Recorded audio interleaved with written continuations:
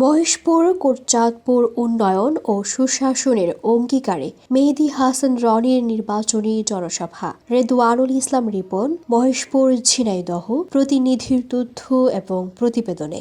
আসন্ন ত্রয়োদশ জাতীয় সংসদ নির্বাচনকে সামনে রেখে ঝিনাইদহের মহেশপুর হাইস্কুল মাঠে বিএনপির ধানের শীষ প্রতীকের বিশাল নির্বাচনী জনসভা অনুষ্ঠিত হয়েছে। সোমবার বিকেলে মহেশপুর পৌরসভা ও উপজেলার 12টি ইউনিয়ন থেকে খণ্ড খণ্ড মিছিল নিয়ে নেতাকর্মী ও সমর্থকেরা মাঠে উপস্থিত হলে জনসভাটি উৎসবমুখর পরিবেশে রূপ নেয়। জনসভায় প্রধান অতিথির বক্তব্যে ঝিনাইদহ ৩ মহেশপুর কোটচাঁদপুর আসনের বিএনপি দলীয় সংসদ সদস্য প্রার্থী ও মহেশপুর উপজেলা বিএনপির সভাপতি মেহেদী হাসান রনি বলেন, ধানের শীষে ভোট দিয়ে নির্বাচিত করলে এলাকায় চাঁদাবাজি, মাদক ও দখলবাজি চিরতরে বন্ধ করা হবে।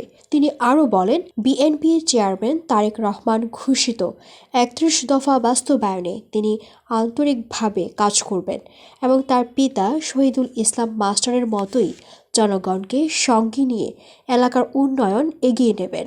ভোট শেষে কেন্দ্র থেকে ফলাফল জেনে ঘরে ফেরার আহ্বান জানিয়ে তিনি যেকোনো ধরনের উস্কানি ও বিশৃঙ্খলা এড়িয়ে সজাগ থাকার অনুরোধ জানান।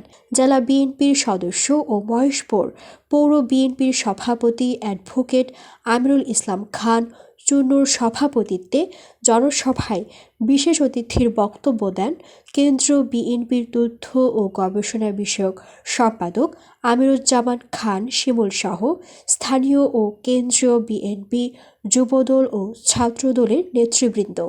আমি আজকের এই জনসভায় গভীরভাবে স্মরণ করছি স্বাধীনতার ঘোষক শহীদ প্রেসিডেন্ট জিয়াউর রহমানকে। আমি গভীর শ্রদ্ধা করে স্মরণ করছি আমাদের মাটি মানুষের নেত্রী, দেশনেত্রী বেগম খালেদা জিয়াকে, যিনি কিছুদিন আগে আমাদেরকে কাঁদিয়ে সৃষ্টিকর্তার ডাকে পরপারে চলে গেছেন। আপনারা মহেশপুরের মানুষ আজকে প্রমাণ করে দিয়েছে কোটচাঁদপুরে ভোট ট্রান্সফার হয়েও কোনো লাভ হবে না। এই মুনাফিক বেঈমানের কোনো কথাই মানতে চাই না। এ কথাই আপনাদের সামনে বক্তব্য রাখছেন বান্দাপাড়া ইউনিয়ন বিএনপির সুযোগ্য সভাপতি রুহুল আমিন বিশ্বাস। একটা কথা জিজ্ঞেস করতে চাই, এই কোটচাঁদপুর মহেশপুর উন্নয়ন করেছে মোহাম্মদ শহীদুল ইসলাম মাস্টার।